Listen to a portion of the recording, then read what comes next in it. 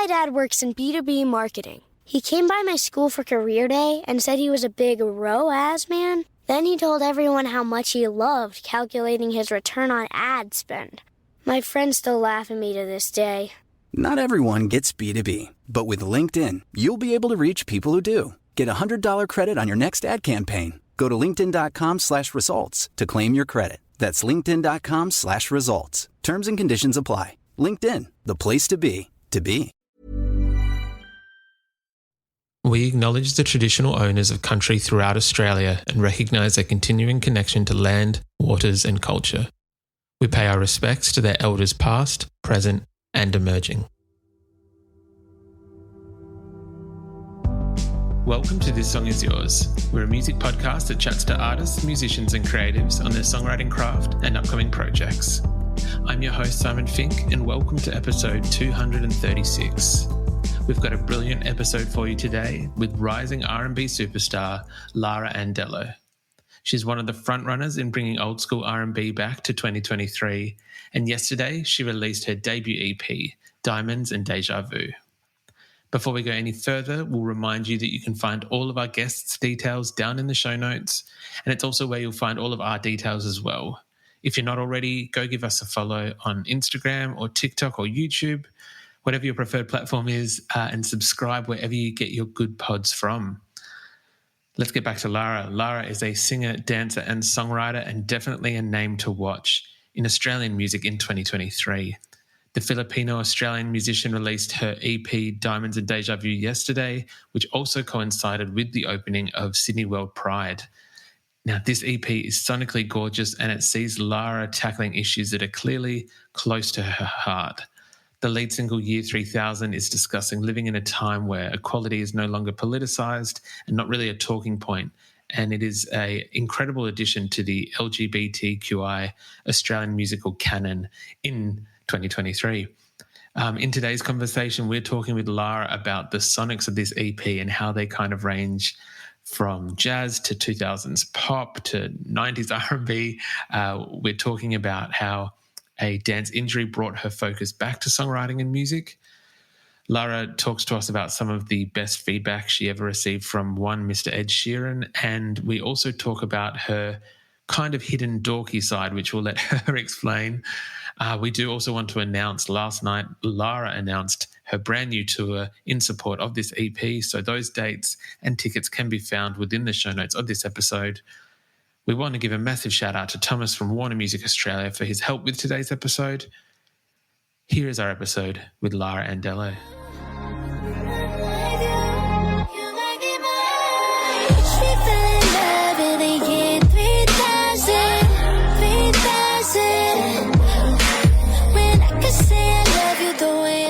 Please welcome to This Song Is Yours, Lara Andallo. Hello, how are you? I'm good, thank you. How are you? I'm very well, thank you. Where are you joining us from today? I am here in Sydney. Oh, beautiful. What is it like today? It's actually a good day. It's meant to be raining, but the sun is out. Good vibes for a Friday, right? Well, let's hope that stays. Fingers crossed that it does continue the good vibes. Lara, it's a very exciting day because the brand new EP from yourself, Diamonds and Deja Vu, is out right now. Congratulations. Thank you so much. Yeah, it's so great to have it out. Of course. This is the second EP from yourself. I believe the first one for her came out in 2020. First off, are you someone who gets nervous around the release time of new music? I mean, For Her was actually a mixtape, so this one's my debut EP, so it feels a bit more surreal this time around. Yeah, for sure. I'm more excited than anything, you know? Of course. Well, I can imagine, and I apologise, I didn't realise it was a mixtape, so I imagine that there are a few more emotions and kind of thoughts going into this release. Definitely. Was the working out the difference between a mixtape and an EP, working out what songs you wanted to include and how you kind of built the collection of songs, did that change from that first time around? For me, the first time around, the reason it was a mixtape was also because I made that as a teenager. I don't think I was really in the headspace to like make a body of work intentionally. It was more like I was just creating, I was writing these songs and I wanted to like make them into like this package collection, you know what I mean?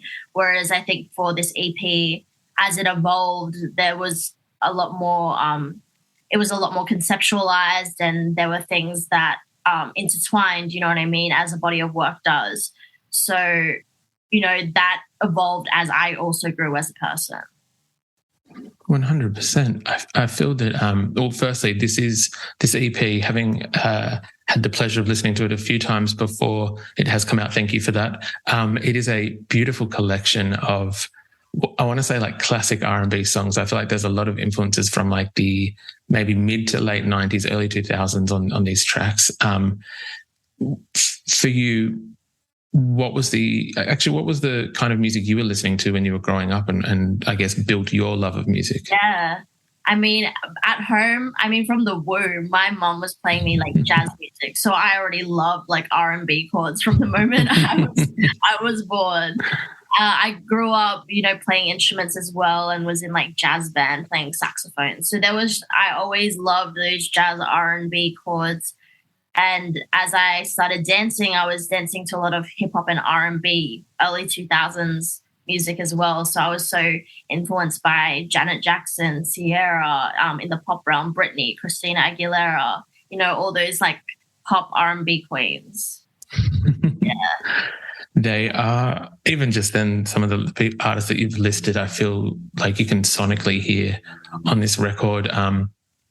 There was a touch of Janet Jackson in a few of those songs. I feel that you could kind of feel like a similar vibe too. You mentioned before you were dancing as well. I know that maybe, and please correct me if I'm wrong, but that singing and songwriting wasn't the first choice in your career, that you were kind of doing 40 to 50 hours of dancing a week, if I'm correct. Yeah, so I was doing full-time dance from 14 years old, and I was homeschooled up until the time that I graduated. So I was doing mainly dancing and then school on the weekends. That's how it all started. But I was writing music since I was 11, and I was playing instruments since I was 3. So music was always there. I just found my confidence as, you know, a creative and as a performer through dancing. And that's when it funneled into the songwriting and me as an artist and performer. Right. No, that's very, very cool. You just mentioned you were songwriting from 11. Do you remember what first drew you to songwriting at that age? Because that can be quite young. Yeah. Honestly, for me at the time, I was writing, like I can still remember the first song that I wrote. But for me, writing was definitely just like an outlet of expression. And at the time, like there was a bit of bullying and things that I was going through. And that was what I was initially writing about. So rather than like writing in a diary, like a lot of girls my age at that time were doing, I was doing it on the guitar and singing, you know? So that's what it was for me. Yeah. I can imagine that it is very, and I feel like that you might not be alone in that sense, and that there are quite a few young people around that age who do look at songwriting or music as an outlet of sorts at that time. Was there any point where after writing and after kind of playing music to it that you realised that you had talent yeah, does that make sense? Yeah, no, I get you. I was writing so I started at 11, but I didn't do anything with it until probably 17 when what my singing teacher at the time, I had just gone through 2 surgeries on my ankles from dancing, and I had obviously spare time because I was a full-time dancer at that point. And my singing teacher was like, you should really use this time. And, I would show her my songs and I would come into my lessons and play it on the piano, and she'd be like, why don't you actually go to the studio and record these songs? And in my head, I guess, at that age and just growing up, you see in movies people recording music and going to the studio, but you don't think it's something that you can actually do or that you can afford to do, whatever, have the opportunities to do. So my singing teacher at the time got me in with one of her producer friends. And that's how it all kind of snowballed for me and how I got into it. I guess my singing teacher was really the one who pushed me into actually doing something with it. Because up until that point, I was just writing because I liked writing, and because I was training as a full-time dancer, and I had confidence in myself as a dancer, I just worked towards being a dancer. But I always knew that I had wanted to be an artist or a singer. I just didn't have that belief or confidence in myself yet. So I think my vocal coach at the time was, you know, a big driving force in that. Of course. I feel like that there's a number of stories across Australia where singing teachers, almost the unsung hero of our music industry, because they're pushing. So true. Seriously. Another early believer in your music, I believe, was one Mr. Ed Sheeran, who kind of heard some of your earlier tracks that you recorded in your bedroom and gave you a bit of confidence. Yeah, that was back in, when was that? 2018, I think. I had just graduated high school, just had my surgeries and all of that. And I spent some time with him when he was on tour here in Australia, and he listened to some of my SoundCloud tracks. You know, like I was in the room with him backstage at his show in, what arena was that? Not Kudos, but the bigger one. What is that called in Sydney in Olympic Park? Would you know? Oh, we're based in Adelaide, so I'm going to be taking a shot in the dark. I think it was ANZ Stadium, so, you know, massive stadium. And I was backstage, and he was so attentive, even listening to my records. You know, like he would go to the corner of the room and hold my phone up to his ear so he could hear it properly because he didn't have his headphones. And he gave me good, like, solid advice at the time and what I needed, and gave me a bit of direction.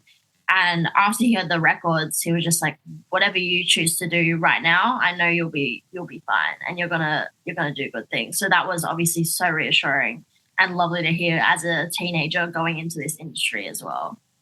Of course. I can only imagine the kind of buzz or high you must get from feedback like that. Oh my God. And I guess at the time that was the first artist that I had met being an artist. You know, I had met artists before as, you know, a fan of their music, but this was the first time that I was meeting an artist on that level as artist to artist, which was really cool, obviously. That is awesome. I love that. Yeah. One of the singles from the EP Year 3000 is this beautiful track that I feel it does come across, it is a love song, but kind of one that is referring or looking forward to a time where loving whoever you choose to love is somewhat depoliticized. And I believe that this is, I think it's going to be a very important track for the LGBTQI community. And I imagine that it will resonate with people from that community quite well. How was the songwriting process for this song? Because I imagine that you obviously want to approach it with a level of respect and understanding, and not wanting to be not preachy, but you want to hit the right notes. 100%. I wrote this record smack bang right in the middle of lockdown in Sydney. I had been doing a lot of journaling and self-reflection up until that point. That's when I really got into journaling. Now I swear by journaling. I do it all the time. Before I was kind of iffy around it. I was like, oh, is it a waste of time? But when I got into that habit, I realized in the first month or two of lockdown that there were so many things that I had to unpack, and things that I didn't realize I was still carrying the weight of. And I think all that self-work led to me being able to be in a place where I was open enough and gentle enough with myself to be able to write this record. I had the concept of Year 3000 and that song title in my notes for a while, but I just wanted it to come when it felt natural. And when I wrote the record, I was in this room, because this is my little home studio where I've done everything really. The hook kind of came straight away to me, and it just came out, and I was like, oh wait, I know exactly what I want to say on this record. When I finished the song, it felt like a song that I had been waiting to write for 5 years. It felt like that is exactly how I was feeling, and I needed to get that out. And as you said about like the importance of this record, I guess it felt like to me like, whoa, this feels like the most important record that I've written personally, and like even for myself as a part of that community, from listening to it, trying to listen to it from an external point of view. It just hit for me, and that record just came out, honestly. Like there wasn't too much thought or changing or anything like that. So, and that's obviously the best when it happens that way. So it just kind of came out, you know. I think I was just at a place where I was gentle enough with myself and open enough with myself to be able to give myself that space. Hey, it's Sharon, and here's where it gets interesting. Raise your hand if you want salon perfect nails for just $2 a manicure. Yeah, me too. With the Olive & June Mani system, you can say goodbye to expensive services that take hours and hours and love your nails more than ever. I would know. I've been doing it for years. Get 20% off your first Mani system with code PERFECTMANI20 at oliveandjune.com/PERFECTMANI20. That's PERFECTMANI20 at oliveandjune.com/PERFECTMANI20. This season, Instacart has your back to school. As in, they've got your back-to-school lunch favorites like snack packs and fresh fruit. And they've got your back-to-school supplies like backpacks, binders, and pencils. And they've got your back when your kid casually tells you they have a huge school project due tomorrow. Let's face it, we were all that kid. So first, call your parents to say I'm sorry, and then download the Instacart app to get delivery in as fast as 30 minutes all school year long. Get a $0 delivery fee with your first 3 orders while supplies last. Minimum $10 an order. Additional terms apply.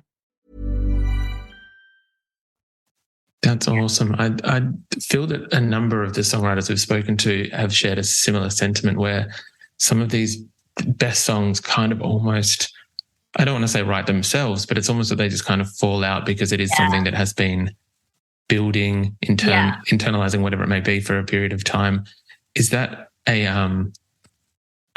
that a normal songwriting practice for yourself? What is your usual process like? Do you usually kind of write lyrics first? Are you a melody or music person first? What is that procedure? For me, I am very based on freestyle. So I usually like to let them, I would usually freestyle on a microphone and see where those melodies lead me, what lyrics just naturally come out, and then, you know, see what melodies I like, and from there, let that dictate what emotion I'm actually feeling towards the record. Sometimes I'll come into a session or come in intentionally knowing what I want to write about. But usually, you know, if a producer's starting from scratch and just vibing out on the keys, whatever it is, I kind of like to let whatever naturally comes out when I freestyle dictate the emotion or the feeling that I actually start writing about.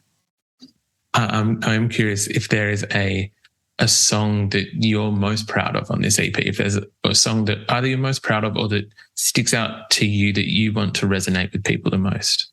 Yeah, honestly, definitely Year 3000.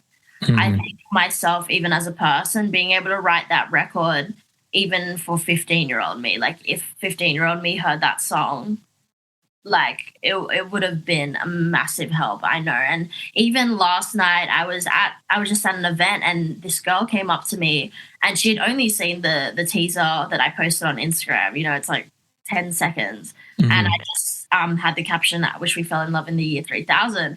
So she doesn't even really know the concept of the song yet. Like, I haven't done that much. But she came up to me and she was like, "I'm so excited for Year 3000 to come out. Like, I'm in a situation just like this right now." And I'm like, wow, like it's already, you know, people are already resonating with it without the record even being out. Just the concept or the video itself is already, you know, touching people. So I actually cannot wait for that record to be out, especially, you know, for this EP. And I guess, this new batch of music, it's my first time also being like a queer artist, if you want to put it that way. You know, I don't want my sexuality to be like the thing that leads me in this in as an artist, but it's really cool to actually be, you know, vocal about it and to represent that, because that's such a big part of who I am. And this is the first time I'm really getting to show it in my music and talk about it. That is awesome. I do feel that there is, quite a few artists who don't necessarily want to have their artist name or their career be known as one thing or one label, which is very normal. I feel that's quite a standard thing, but that they still want to be able to use whichever platform they have to be able to speak out about what is important to them. Yeah. Exactly. One thing I found maybe this might be the thing that you are labelled with, is that some of the visuals for this EP are incredibly striking. Thank you. Yeah. Are you I guess how much say do you have in terms of the image, some of the visuals? Because it is very, I want to say, high fashion. I'm not sure if that's the right term. As you can tell, I am not someone of high fashion, but what kind of say do you have in the imagery of the EP and your artistry? A whole lot, honestly. I work super closely with my creative director. My relationship with my creative director has become like friendship, and I am at her house almost, like, especially during the process of a music video. I am there every day. Like, I am there till 4 a.m. Like, it has been such a how do you even say that? Such a dedicated process. We just work so closely together on this project, and it's really cool to have someone that I work with so closely who gets me and can really execute what I'm seeing. I feel like this project, visually especially, is the first time I'm really executing what I'm seeing in my head and having a team to facilitate that, which is really cool, obviously. But all the ideas that definitely stem from somewhere in here, for sure. Like, I have those ideas, and it's really, it'd be me doing that shit. Yeah. I love that. I know. Well, I think even in doing research today that you are quite creative minded, quite forward thinking. But I also know that there is quite a, I guess an academic side to you as well. I know that what was it? Top chess team. Oh my robotics. God! Stop. Yeah, he knows. That's crazy. Yeah. How does that side ever come out? Do you ever kind of use the two sides of the brain together, or is it just creative side and analytical side? So funny. I feel like I'm such a nerd. Like, if you actually know me, I'm so dorky, and I love it. Like, I love it. I love my dorky side. I mean, I don't feel like I use it as much anymore. I'm not gonna lie. But, you know, when it comes to how I move in this business as well, like, I'm very business minded. But then again, there's the creative side and the business side. There's two separate sides to it. But I'm definitely still a dork. For sure. I love that. I look forward to seeing some form of maybe chess or robotics reference in the next music video and bringing those two worlds together. Maybe I'll make a robot for the next one. Yes, perfect. Lara, in support of this EP, are we going to be able to see you playing some shows around Australia or touring in support of the EP? There will definitely be an upcoming EP tour for sure in the works, and I'm just excited to bring this EP to life and be able to do that, since the last project I released was going into COVID. So I actually didn't get to, bring that tour, that project to life as much as I would have wanted to. So I'm really keen to do that this time properly. Of course. Do you, I know some people struggle with not touring, but there's an element of the live show that they're not crazy about. I think you have, from what I've seen, quite an interactive live show, that there's a DJ, there's one or two dancers. Yeah. Is there something that you particularly love about performing live compared to being in the studio? Oh my God, yeah. Performing is, for me personally, my favorite part of the process. As you said, some people love being in the studio and getting the song out. I obviously still love that. But for me, it's so fulfilling to have the song translate live and to have that energy exchange with the audience and with people directly. My favorite part is, when you make eye contact with those people in the audience and they're singing your lyrics right back to you, and you just know that you're having a moment there. That is such a intimate thing. That is such an intimate exchange, an unspoken exchange that you just, nothing can beat that and replace that feeling for me personally. Yeah. 100%. Yes, there is nothing like being able to see artists live. And I think we're very lucky at the moment, because Australia's kind of opening back up. We're able to see bands again and everything else. So I will make sure that we have all those details when it is announced on the podcast show notes and available for people to check out. Lastly, we would usually ask our guests what they're currently listening to. Is there anything at the moment that's on high rotation for yourself? Oh, I have got Destin Conrad's EP. He's an R&B artist from America. He just came to Australia on tour with Kehlani and was on support for Kehlani, but I've had his EP or album, I'm not sure what it is actually, but I've had him on rotation for sure. Nice. How do you usually find your new music or whatever you're listening to? Are you someone who gives into the algorithm, recommendations from friends? My favorite way to find new music is through friends, because I trust their taste. There's like certain friends, like they'll just text me songs and I just know it's going to be good and I'm going to love it. You know what I mean? Those are my favorite songs and my favorite way to like find new music for sure. I respect that choice because I think I'm very much the same. Yeah. Yeah, right. Lara, thank you so much for coming onto the podcast and congratulations on the EP. I will make sure we have links in the show notes for people to be able to buy it, stream it, see you on tour. But yes, thank you once again for coming on. No, thank you for having me, for real. Thanks a lot.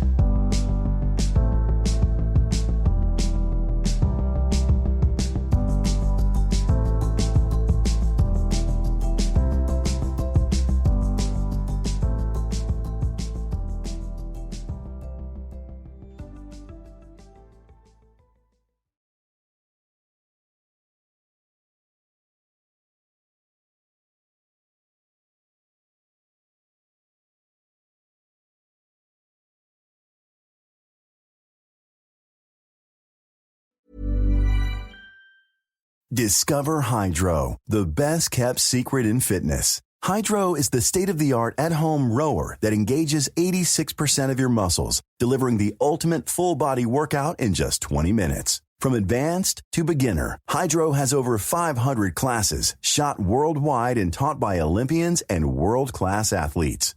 For a 30-day risk-free trial, go to hydro.com and use code ROW450 to save $450 on a Hydro Pro rower. That's HYDROW.com, code ROW450.